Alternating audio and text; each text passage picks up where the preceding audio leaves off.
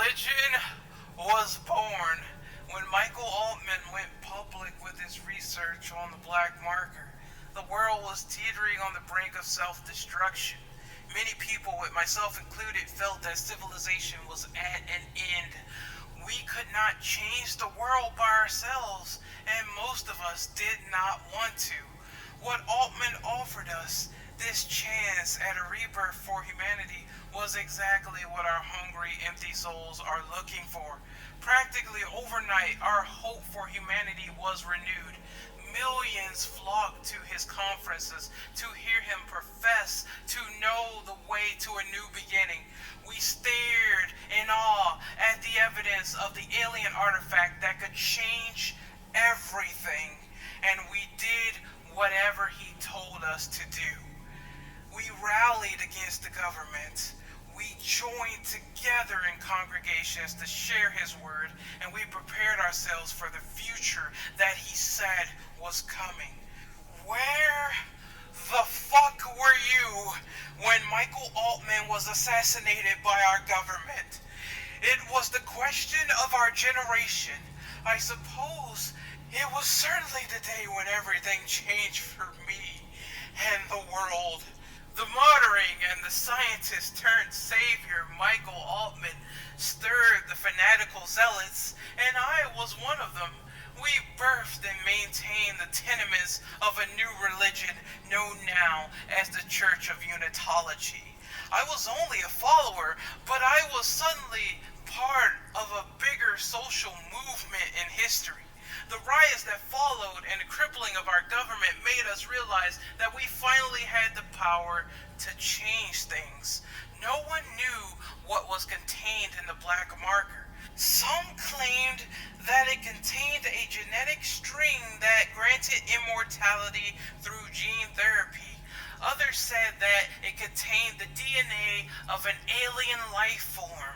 Even Altman confessed to not knowing exactly what it was for.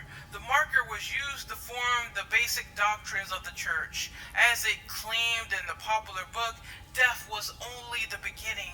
The humans would learn that by death of their worldly spirit, they would be reborn in unity as a stronger, unending community. Unity was forever. Death was an important event in the journey of a unitologist and seen as a necessary step to being reborn. The body was considered holy, and it may not be cremated or be allowed to decay in the ground. The bodies are given to the church for safekeeping. Where they are taken was unknown. But I saw the massive Unitologist compounds on all of the major settlements that I visited. Curious, I asked around.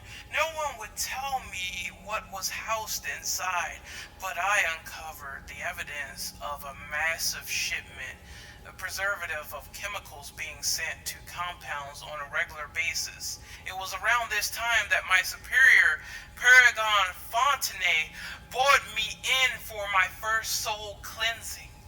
Despite the headaches and the nausea that continued to plague me, I managed to sneak into the shipyard.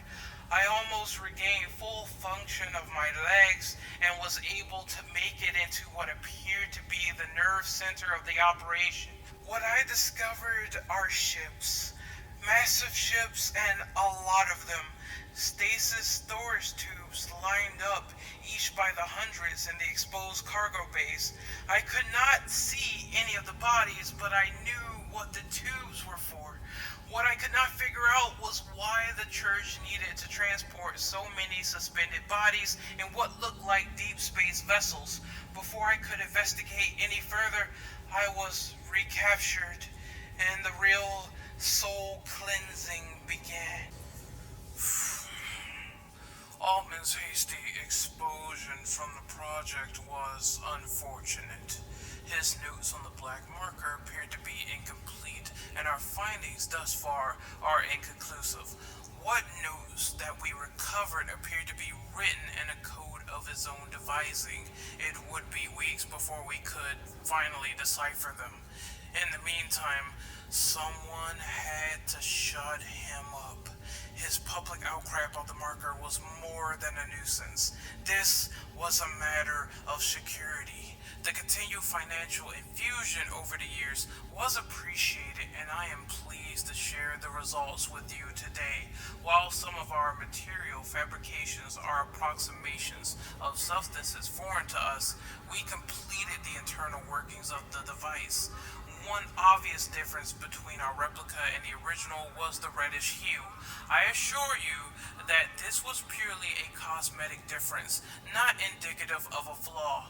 The device, when it was activated, began to emit a highly complicated rhythmic pattern across a wide band of frequencies from the actual sound waves through the electromagnetic spectrum to alpha, delta, and theta brainwaves. It seemed mostly inert and harmless aside from the slight interference with the communications equipment.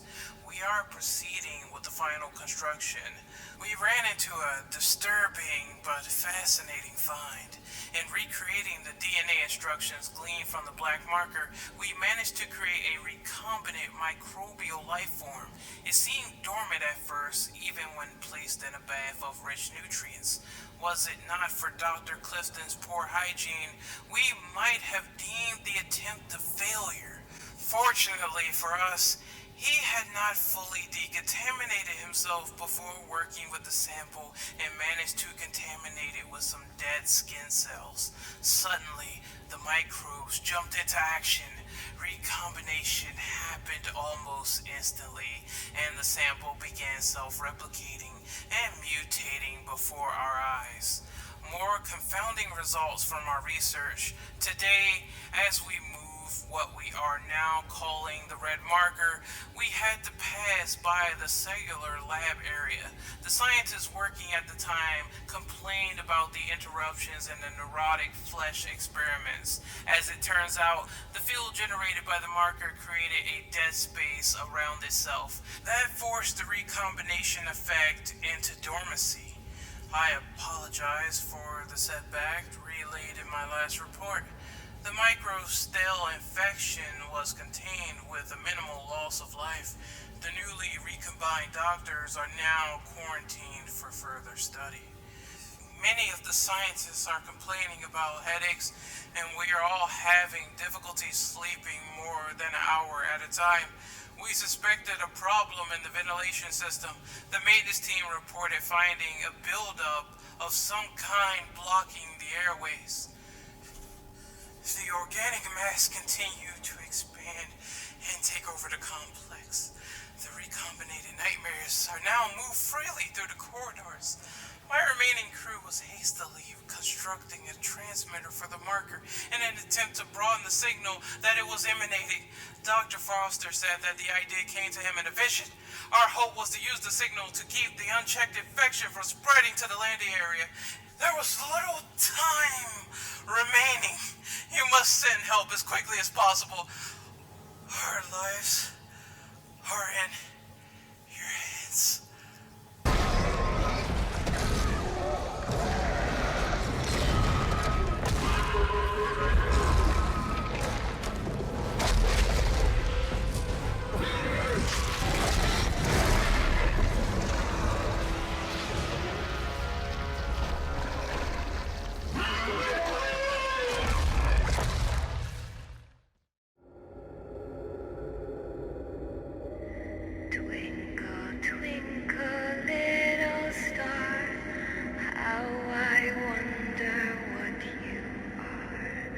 Above the world so high, like a diamond in the sky. When the blazing sun is gone, when the nothing shines upon, then you show your little light. Twinkle, twinkle all the night. Then the traveler in the dark thanks you for your little spark. He could not see which way to